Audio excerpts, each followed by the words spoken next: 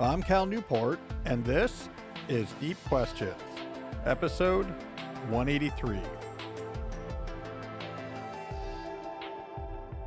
I'm here in my Deep Work HQ, joined by my producer, Jesse. Jesse, we weren't sure if we were even going to be able to record this episode this week.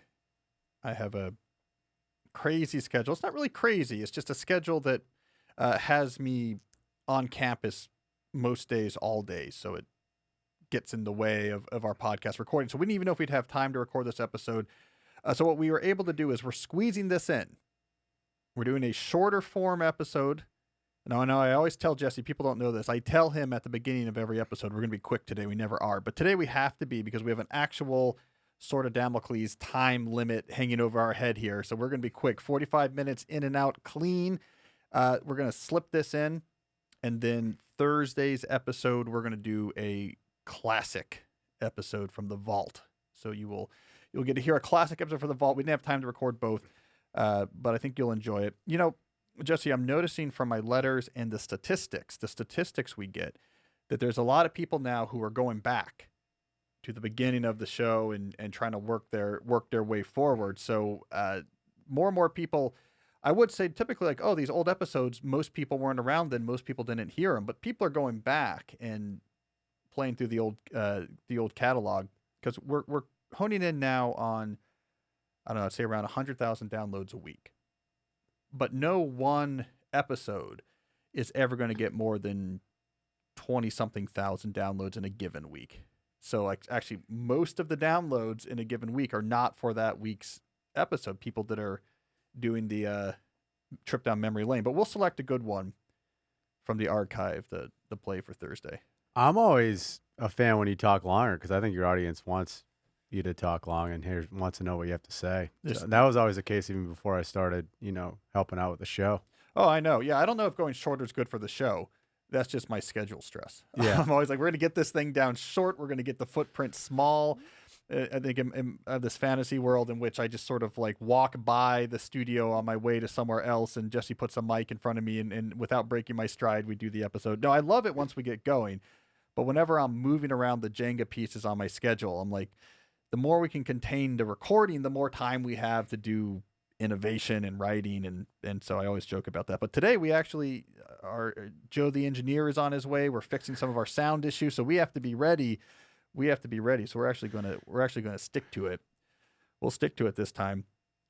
Before we get into the questions, and I've narrowed it down to 5. We're doing 5 focus questions today. I thought we'd play a quick round of a new game show I came up with, which is called Is This Crazy or Deep? All right, so you're the contestant, Jesse. I'm going to explain one of the weird idiosyncratic things I do, and you have to make the judgment. Is it like a cool example of deep living, or is it crazy? All right? Let's go. All right, here we go. So I was reading a book. I was reading Thomas Merton's The 7-Story Mountain because I hadn't read it before, but it's a very influential book, especially for talking about the deep life and the things that we talk about here on the show. It was a problem I had not read that book. It's sort of an underground classic. I don't know. Have you heard of it before? You talked about it either last week or the week before, right, so then I looked it up. There we go. Okay. So I talked about it before. Jesse reminded me. And it's this story. It's the memoir of this Thomas Merton, who grew up actually this interesting lifestyle. His dad was an artist, and they traveled all over Europe, but then he settled into like cosmopolitan life in New York and left it all to go to a Trappist monastery in Kentucky. Wrote this book about it in the 40s, 1948 it came out. And it was a big deal at the time because the whole country was in this post-World War II malaise where there was the Korean conflict was starting to heat up and the war was over and there was economic issues. It was before things really got fired up again and people had moved to the suburbs and were just marching to these sort of generic office jobs. And this book landed in 1948 and was very influential. So I was like, I need to read this book. So I was like, I forgot where I heard about it. I was like, let's just read it. I grabbed it on my Kindle. And I was having a hard time making progress on my Kindle because it felt like the wrong format. You know what I mean? Because it's a 1940s mid-century book that changed the zeitgeist, and it just I don't know. It wasn't feeling right on the Kindle. So I went down this series of escalating conclusions. So the first conclusion was reasonable. It was like, I'll just buy another copy of the book, but a hard, like a real copy. That's better than Kindle. And I do that actually semi-often. I just did that. I'm reading right now John McPhee's draft number 4, which I started on Kindle and was like, I think John McPhee should be in paper. And so I bought the paperback too. But then I was like, I don't know if a paperback is going to do justice to 7 Story Mountain because of the context, and he's a monk and writing it. And it's like, maybe I should get an older hardcover copy. And then I was like, if I'm going to get a hardcover copy, maybe what I really need is a first edition, first printing version of it. The first printing done in 1948. So the exact version of the book that someone would have held in 1948 when it was first making its cultural impact. And so I found a first edition, first printed copy at a rare bookseller in Canada and had it shipped down. And I have it right here for the viewers at home. And if you're listening, you can go to youtube.com/Cal Newport Media. And I got it. It arrived, right? First edition, first printing. So it has the nice and empty, the page where you have the printings is nice and empty. I love these mid-century fonts. These are some of my favorite fonts. It's a yellowed, good condition, little bit of spine damage. I paid well over $100 for this, Jesse. So here's the question. Deep or crazy? Deep. Deep? 100% deep. All right. Because, you could just put the other versions in the Deep Q library and then whatever. But buying the first edition and spending 3 figures. You don't play golf. That's what you do. All right. You buy books. So I'll tell my wife. Like, yes, this was expensive, but golf is worse. Golf's much worse. All right. I think this could be a hobby of mine, first edition books. And I really love the idea that this was like the edition when this book first hit the cultural scene. This is what it looked like. This is what someone was holding in 1948. It just goes along with everything you talk about, like setting the ritual of getting your mind right to do whatever you're doing. And you're just trying to get through this book, which you weren't doing when you were doing it on the Kindle. So yeah. All right. So there we go. Jesse says it's deep. So it is justified. There's limits to the strategy. So then I looked up some other books. I was like, it'd be really cool to have a first edition of this or that. All right, you got to be selective here. Some of them get real steep, right? It's pretty steep. Yeah. So I was looking at Walden. It's like, man, 18, whatever that is, 54, first edition of Walden. Now that is such an influential book on so many people that I followed and on my own work. We're talking 3 large, at least. So that was a limit. I think we need a few more sponsors of the podcast before I'm gonna drop 3 large. The Hedgehog Review, they'll pay for it. We're paying them. You forgot, Jesse. We're paying them because it would be too much of a whatever it would be, submission to the capitalist overlords if we pay them to sponsor us. So we'll get there one day. When I start talking about a first edition of Walden, then the show's doing too well. All right. Well, speaking of sponsors, before we get to the questions, let's make enough money to pay for this crazy book purchase. And let's talk in particular about our good friends at Blinkist. Blinkist is a longtime sponsor of this show, and for good reason. Blinkist is a subscription service that gives you access to short summaries of thousands of best-selling nonfiction books. These summaries, which are called blinks, you can read them in the Blinkist app or on the Blinkist website, or you can listen to them. So you can take in that knowledge on the go. As we've talked about on the show many times, both I and Jesse use Blinkist. The way I use it is to quickly assess a book. 8 times out of 10, just getting the main idea from the blink is enough. I'm like, great. I know what I need to know from this book so I can be conversant with that idea. I know what's going on in the cultural trends. 2 times out of 10, I say, you know what? I'm going to buy this book now and read it in depth. Blinkist helps me make that decision. So it's a fantastic tool for anybody who is looking to navigate our current world of ideas. I use it, for example, to make my way through Yuval Harari's library, Post-Sapiens. I used a blink of Homo Deus and 21 Lessons for the 21st Century to figure out what's going on in those books, which I needed to buy, which I didn't. I ended up buying one of those and not the other, but I will leave that as a riddle for you to guess which was which. So right now, Blinkist has a special offer just for our audience. If you go to Blinkist.com/deep, To start your free 7-day trial, you will get 25% off a Blinkist premium membership. That's Blinkist, spelled Blinkist, Blinkist.com/deep to get 25% off and a 7-day free trial. Blinkist.com/deep. We are also sponsored by Athletic Greens, a product that I use every morning. So you've heard me talk about it before. Athletic Greens is a powder that you mix into water. You mix it into 12 ounces of water each morning. That powder has everything you need to be healthy in your diet, including 75 high-quality vitamins, minerals, whole food sourced superfoods, probiotics, and adaptogens. You just take it in the morning once a day, and you are sure you are not missing something vital for your health and well-being. The reason why I am an Athletic Greens fan is because I talked to them. I was deciding whether or not I was going to let them be a sponsor of the show. I talked to them, and what really struck me and really impressed me is that they just do this one thing. They do this product, AG1, it's called, their powder, and they improve it again and again. So they don't do new products. They do new additions of their standard product. They are obsessed about finding the very highest quality version of the ingredients. They're obsessed about what form does this ingredient have to be in for it to actually be ingested, for it actually to make a difference. So you don't have to worry about supplements and vitamins and having a whole cabinet full of these things. You just trust Athletic Greens. They ship it to you every month. You take it every morning, and you will be fine. So right now it's time to reclaim your health and arm your immune system with convenient daily nutrition, especially now that we are still in flu and cold season. It's just one scoop in a cup of water every day. That's it. No need for a million different pills and supplements to look out for your health.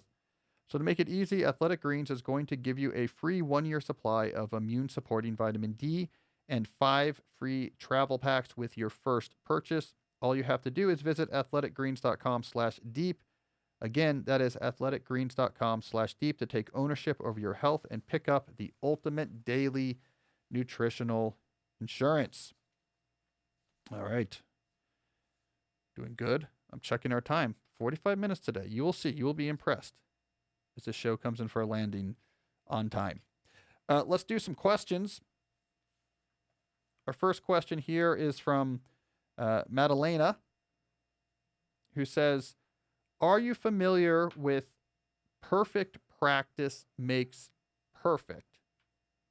When it comes to knowledge work, how can we learn what perfect practice looks like without practicing poorly for some time? Well, Madalena, at a high level, deliberate practice is the activity that makes you better at complex activities, whether those activities are physical or mental. So if you're going to get better at a skill related to your knowledge work job, you will be, when you really whittle it down to its core, need to do deliberate practice. Now, I first introduced this idea on my blog and email newsletter years ago. I then generalized it and expanded it some in my book, So Good They Can't Ignore You, where I talked about applying deliberate practice to knowledge work. And I'll tell you, here was the complexity of doing so, is that it's not easy to translate deliberate practice from the domains where we know how to do it well to domains like an office job. And the issue was, I get into this in So Good They Can't Ignore You, I get into this in some of my articles, is that if you look at, let's say, an athlete doing deliberate practice, and that's an area in which they're very good at this technique, what you're going to see is carefully designed exercises. These are exercises that have been designed by coaches and honed through years of experience. This is the drill you need to do. This is the weight you need to lift in this particular type of way. And these exercises are done with direct feedback so that you're aiming yourself to be doing it just right. And if you're getting off of the right way of implementing it, you get pushed back to the right way of doing it, because the way deliberate practice works is that you are stretching yourself past where you're comfortable, doing the thing right past the comfort level, and you're hardening those neural circuits so that becomes easier. So you have to be guided very carefully. So you have to be doing it right, and you have to be pushing past where you're comfortable, or there's no actual growth happening. Well, how do you do that if you're the new associate marketing manager at a pharmaceutical company? How do you do that if you're a computer programmer? How do you do that if you're a young professor? There's no coach. There's no one there to run you through drills. So I got really into this question. After So Good They Can't Ignore You came out, I got into this question because I was designing this online course with my friend Scott Young that eventually was called Top Performer. And at the core of this online course, Top Performer, was let's teach you how to do deliberate practice in the workplace, because this is what people wanted more details on after reading So Good They Can't Ignore You. So Good comes out in 2012. We launched the first version of this course in 2014, and we have had thousands of students. I forgot the exact count, but it is multiple thousands of students go through this course over the years since then, and we keep evolving it. So that experience has really helped us get hands-on knowledge about how do you make deliberate practice work in the knowledge work environment. And I don't mean this to be a plug for Top Performer. It's not actually open right now. We typically just open it once a year. I think I have a link where you can find out more on my website, but it's not like it's open right now. I'm trying to get you to sign up for Top Performer. I'm just saying this was the foundation of me learning about how do you actually make these principles work in the office. Here's 3 things we learned. 1, identifying the skill that you want to deliberately practice is often not obvious. This was a surprise to Scott and I when we were working with real students in all these different industries, is that they didn't know what they should get better at. Knowledge works jobs these days can be quite ambiguous. It's kind of amorphous. I don't know. I'm on email. I'm involved in a lot of different things. And there's a lot of different things going on. And I can't tell you exactly what I do here. You know, I don't shoot baskets, so I can't tell you what it is I'm trying to get better at. So identifying the skill that actually matters is complicated. And what we ended up eventually recommending people do is pretend to be a journalist. I'm going to go out there and discover what are the skills that matter in my field. And you're going to do this by interviewing people who are more successful than you in your field, but not just successful in a generic sense, but successful in the sense that something about their status in your field, what their work is, their position is, what they do on a day-to-day resonates. There's a target. If I could get to where Bob is, the way he's here half time and he's a consultant or he's the CFO or whatever it is, but you have someone like, that's where I want to get. There's my aspiration. You interview them. Can I talk to you about your career over coffee or whatever? And then when you interview them, this is the other critical thing we learned, do not ask them for their advice. I'm telling you this as someone who writes advice as a professional. This is what I professionally do for a living. People, when put on the spot, are terrible at giving you advice. It is a fraught, stressful situation when you say, what's your advice? And what people will do is their mind will seize on, we need something that is coherent and sounds smart. And it doesn't matter how real it is or not real it is, or how important it is or not important it is. They will fix on something because you have to deliver some advice in those situations, or they will use it as an excuse to give an implicit sermon about something they don't like about kids these days. But what you're rarely going to get is actually good advice, because good advice is hard to develop. It's a skill you have to get good at, and you have to actually look at a lot of data and really get a sense of what matters and what doesn't. So what should you do instead? Ask them for their story. I want to know beat by beat how you move through your career. All right, when you got from here to here, when you got this first big responsibility, what was the thing that allowed you to make that step? And if possible, ask them this question in a differential way. There's other people in your same position. You're the one who got promoted to be editor. What do you think what was it that you were doing different than the people who didn't get promoted at that point? So you're really trying to understand at every step what mattered. And then you go back and think about what you learned like a journalist, like an advice guide writer. And you say, what's the important pattern in here? Oh, this thing came up again and again. These other steps forward were generic, like most people could make them, but this is where the big leap happened, is because he was good at X. And that X now is a skill you've identified as being really important. So yeah, it's a pain that it's not obvious to identify what skills matter, but it's also a good thing, because no one else is going to do this effort. No one is going to take people out for coffee. No one else is going to interview them like a journalist and go back and try to extract what really matters, not just what they want to matter. No one else is going to do this. So advantage to you. All right, the second thing that matters for deliberate practice and knowledge work, the best way Scott and I could figure out to design practice activities is to suggest that you commit yourself to a project carefully designed to require you to stretch your ability on the skill in question to complete. I cannot complete this project without getting better at this core skill that I identified. Project-based skill improvement seems to be the best. We ended up at some point completely redoing that top performer course to be built completely around a project you identify and try to work on, because it was too hard to improve these skills in the abstract.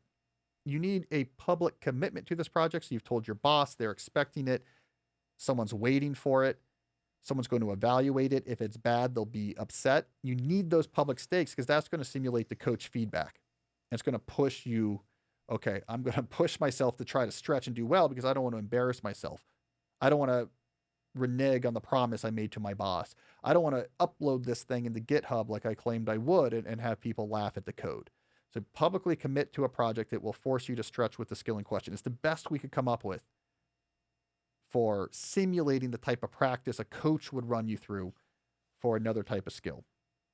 And then finally, put aside regular time for this, or have a scheduling philosophy that makes regular time, same places, same day for working on this project. So it's a protected thing, just like if you're training, I got to get back in cardio shape for spring training. You're going to have regular times you're out there doing cardio. You don't just leave it up to, hey, if I'm in the mood to run as a professional baseball player, I'll go for a run. It's no, I do my runs at this time on these days. So you put those ingredients together, a well-identified skill designed with a publicly committed project to stretch it, executed in times that are set aside and protected, like a dentist appointment or parent-teacher conference with your kids. That time is unviolatable. Do those three things, Madalena. You can, in like a 3 or 4 month period, become significantly better at something that's going to have a significant impact on your career. All right, so I appreciate that question, because I've thought a lot about that. All right, so we got here next, we have a question from Charles.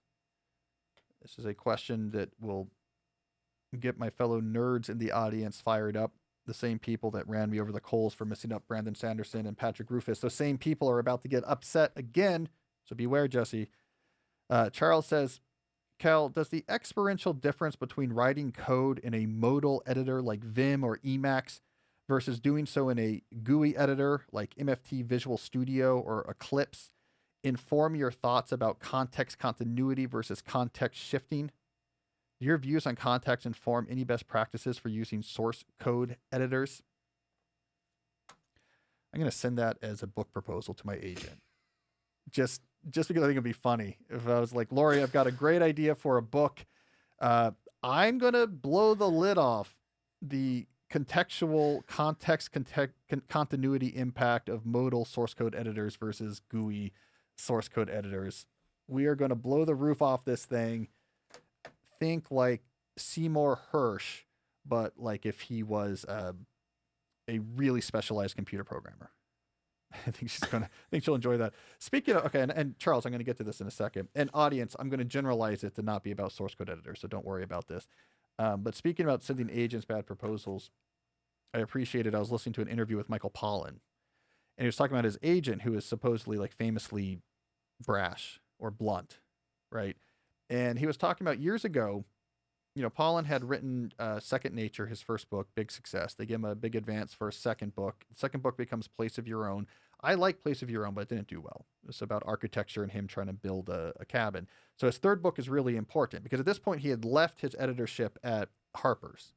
I was making a go at being a full-time writer. And they left New York and moved to a dilapidated house in Cornwall, Connecticut, like all the stuff I love. And so this third book needs to be good. And he sent a pitch to his agent that was about, he was going to move to Celebration, Florida and live there for a year and be like, what's it like living in this weird plastic, fake, blah, blah, blah.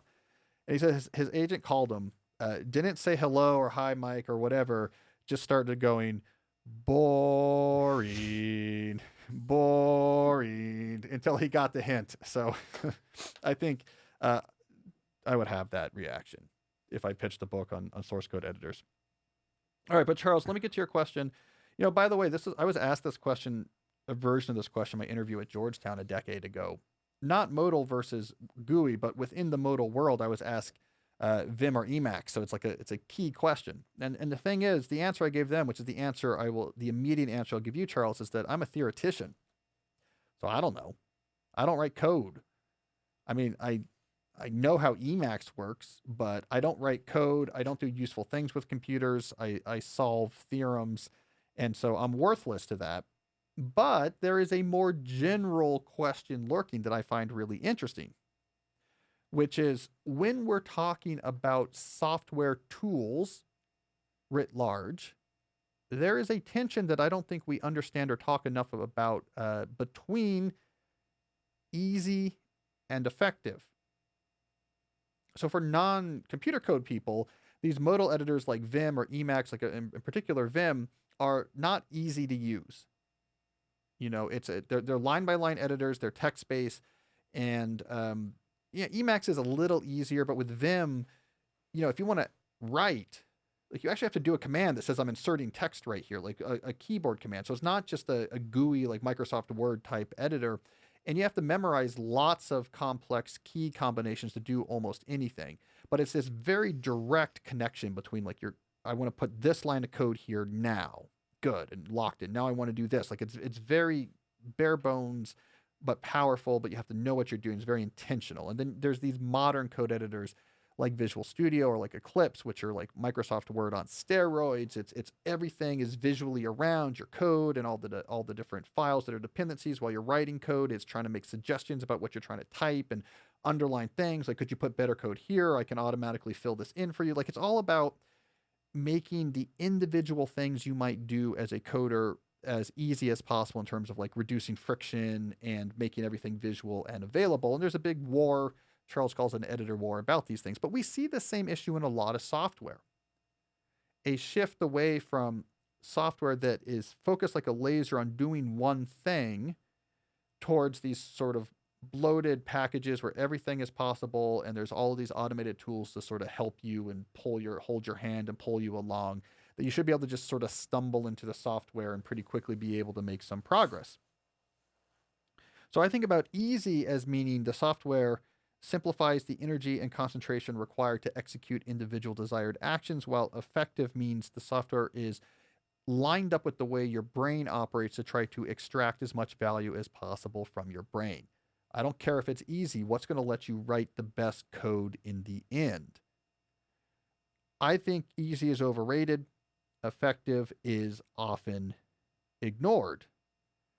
I think we need more effective software that is pared down, software that does one thing, software that has a high learning curve. But if you learn that curve, if you actually follow that curve, you're able to really intensely extract value out of your brain.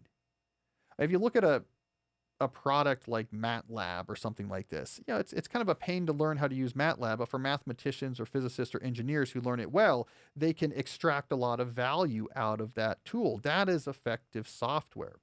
Trying to have something that just makes it natural and easy to fall into everything else, I'm less impressed by. Because here's the thing, and this is maybe a slow productivity principle being applied to software. Trying to get rid of little bits of friction, who cares? Right? We're not computer chips. What matters is how many opcodes we can execute per second. We're going to make more money for our company if I can do 15 quick things instead of 10 quick things. Like, all that really matters in the end is what have I produced of value and how quality is it? What is the value of the things I produce? And that is often something where friction could be beneficial. Having to slow down, take things step by step, laboriously move things from here to here, that could be actually what you need to do to produce the best quality thing. So why is easy more and more what we see, especially in business software? Well, I think it's overload. I think in a world of chronic overload where we all have more on our plates than we know what to do with, we've created this weird simulacrum of work in which all we do is try to get through little things as quickly as possible and get that churn rate up. So we don't want any friction. We're just emails back and forth. I got to print this thing. Let me grab this PowerPoint slide. Let me expand that. Can I shoot that over here? Can I do a quick invite for people to come share this Google Doc, because that'll save me some time versus actually sending it to them one by one.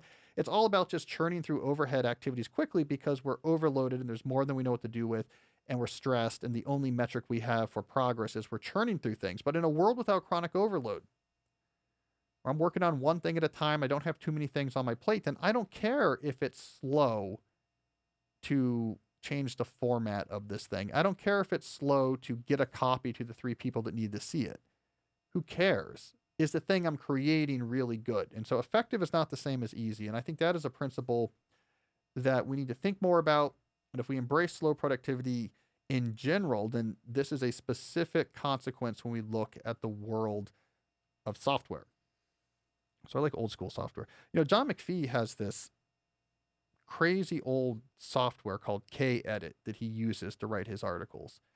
And he explains it in draft number 4. And it's like Vim. It's this weird, there's no formatting, there's no bolding, there's no underlining or searching or grammar checks. And you like, it's a line by line editor, and you have to learn these key commands, and it's monochrome as far as I can know. And he has an old unsupported version he runs on like a Windows machine, and nothing about it is fast, but it matches his process. And nothing about his process is fast. He spends a long time writing his pieces, right? And we look back at him and say, he's very productive. Mm-hmm. So effective is not the same as easy. I don't know. I think we get that wrong. All right. 31. Doing well. Let's do a question here from Matt. Matt says, like many of your listeners, I'm a pastor of a small to medium-sized church. Sometimes leading this can be a Herculean task. Beyond your go-to productivity staples, like capture, time blocking, daily, weekly, and quarterly planning, what would be your best bits of advice for juggling the people and planning demands that come with being a church minister with very few paid staff? Thanks, Cal, and at the risk of mixing metaphors, I hope you'll be the Athena to my Odysseus.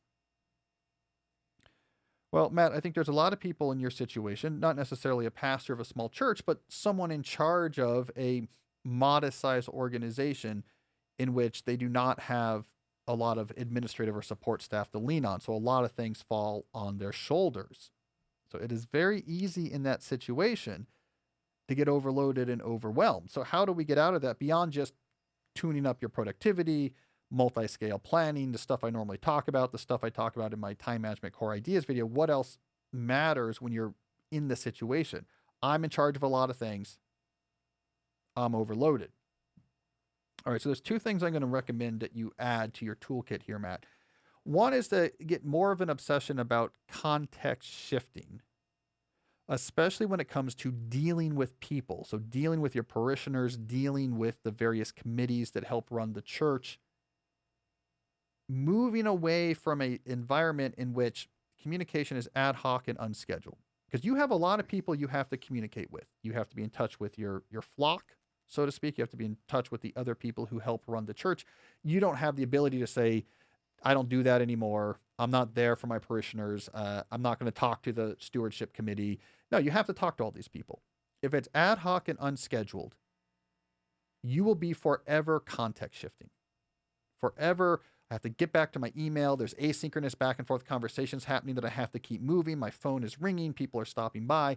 And in that flurry of unpredictable but constant context shifts, you're going to feel completely overloaded and as if you're never making progress on anything of substance, that you're stuck in a whirlwind of distraction. So what you need to do is consolidate those context shifts. You're not going to reduce the people you talk with. You're not going to reduce what it is that you offer to those who need you, but you are going to consolidate when this happens. You're going to do this through well-advertised processes. Now, I can give you some off the top of my head suggestions, but you're going to have to customize this for your own situation. But now you might have twice a week parishioner office hours where like you can come to my office. I have Zoom on. I have a chat open. Like this is it. And I want to hear anything, any issue, you're having, any question you have, anything you want guidance on. Tuesday, Thursdays, let's go. Parishioner office hours, or maybe Sunday after services too. There's like a 2-hour window there.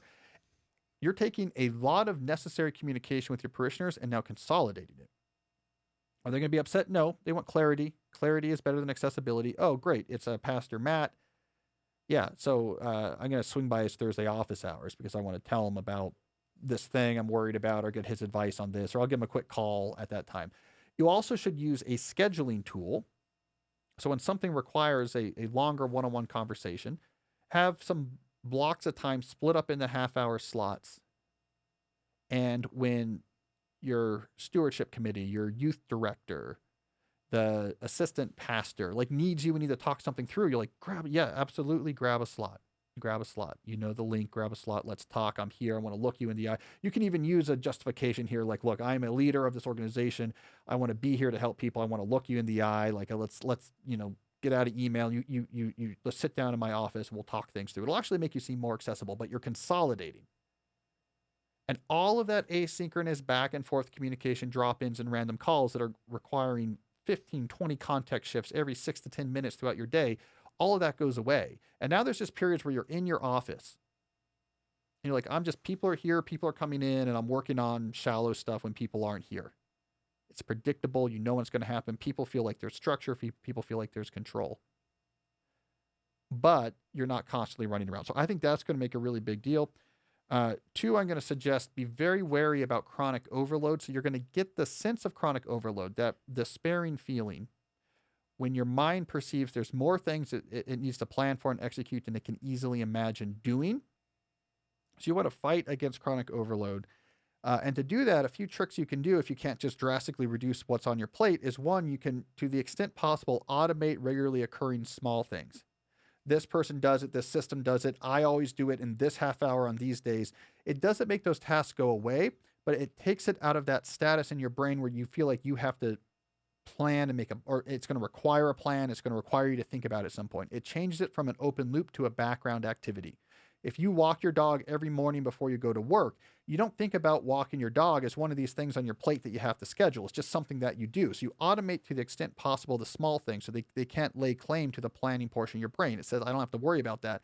That's taken care of. For the large projects, you have to be way more careful about being sequential about these. How many large projects can you actually handle at a time and stick to that? You can have a big queue of them, but you say, I only do 2 at a time, and I have 2 going on right now. So yes, I love this project, but it's on my queue because I can only do 2 big things at a time, right? So these are the type of things you need to do. And then for the medium size 1 or 2 week long projects, again, throw processes at it. If you have a meeting with a committee and you're going to revamp X, here's how we're going to do it. Make a plan for it so it's not ad hoc back and forth communication. These things are going to help. The final thing, Matt, which is specific to your position that I'm going to recommend is 1 day a week or at least 1/2 day a week. But I would prefer 1 day a week. That's your sermon day, sermon, reflection, contemplative day. Just work backwards from that goal. Hey, everyone, Fridays, I'm not on screens. I'm thinking and writing about my sermons. I'm walking, I'm reflecting, I'm reading. I'm bettering myself and my soul so that I can better serve the flock. I think it's a great example where you do it on Saturdays. This is when God said to rest. You're going to rest on a Shabbat day. I think that's going to be a great example for the congregation. You can work around losing that 1 day with all the stuff I talked about, and it's going to refresh you. It's going to make you better at what you do. It's going to keep you connected to why you do it. So I know that might seem radical, but that's my pastor-specific advice. Put 1 day aside for sermon writing. All right, well, speaking of sermon writing, this has nothing to do with sermon writing. I'm talking about ads. A sponsor I want to mention real quick before we move on. So we're at the 38-minute point, so here we go. I'm going to do rapid-fire questions after this. The sponsor I want to talk about is ExpressVPN. I don't think people realize the degree to which what you are doing on the internet can be monitored. Verizon, for example, has even admitted that it collects data on where it is you're going, what web pages you are accessing it. They say that they are storing your data to, and I'm reading a quote here, better understand your interest. Yeah, right. But really, they're going to sell that information to advertisers. This type of nonsense and shenanigans happens all the time when you're connected to the internet. This is why you need a VPN. And if you're going to use a VPN, I recommend that you use the VPN that I personally use, which is ExpressVPN. So ExpressVPN is an app. It's a VPN app. And the way it works real briefly is that instead of just directly connecting to the website you care about, you instead connect to a ExpressVPN server. You form an encrypted channel to that server so you can send stuff to that server that Verizon, your phone carrier, the access point you're connected to have no idea what you're doing. You tell that server, here's the website I want to talk to, and then it talks to you it talks to that website on behalf of you, then encrypts what the website returns and sends that back to you securely. So anyone watching your connection says, all I know is this guy is talking to ExpressVPN. Everything's encrypted. I have no idea what he or she is up to. ExpressVPN sets this up to run in the background of your devices. So then once it's turned on, you just use your normal apps as you usually would. I like ExpressVPN in particular because they have many servers all around the world with really fast speeds. You don't even realize that you're going through a VPN, but you get all of those advantages. I found out recently, which is good, one subscription can support up to 5 devices. So your one subscription can have your phone, your iPad, your laptop all protected with the same subscription fee. So when your phone carrier tracks you, that's a gross invasion of privacy. You can either keep letting them cash in on you, or you can visit expressvpn.com/deep to get the same VPN I use. Take back your online privacy today and use my link to get 3 extra months free. That's expressvpn.com/deep, expressvpn.com/deep. I also want to talk about New Relic. So I think all of my listeners who enjoyed the recent question I did about source code editors is going to know what I'm talking about here. If you're a software engineer, you have had this happen to you countless times where you think you're done with work, you're at home, you've put on the Deep Questions podcast, you're looking to relax, and your phone buzzes. Something in your system has broken. Is it the server? Is it the network? Is it my front end? What is going on? Now everyone is scrambling to try to figure out what broke in your system and figure out who it is that can fix it. This is where if you use New Relic, you can make your life a lot easier. New Relic combines 16 different monitoring products that you'd normally buy separately. This allows your engineering team to see across your entire software stack in one place. It can then pinpoint issues down to the line of code causing the issue, so you can get to the heart of the matter and fix it as quickly as possible. That's why the dev and ops teams at DoorDash, GitHub, Epic Games, and more than 14,000 other companies already use New Relic to debug and improve their software. This is the tool suite to use for this issue. So whether you run a cloud-native startup or a Fortune 500 company, spend 5 minutes to set up New Relic in your environment. So the next time that evening call is just that, what I mean to say here is that next evening call is just waiting to happen. You should get New Relic before it does. You can get access to the whole New Relic platform and 100 gigabytes of data free and forever. No credit card required if you sign up at newrelic.com/deep.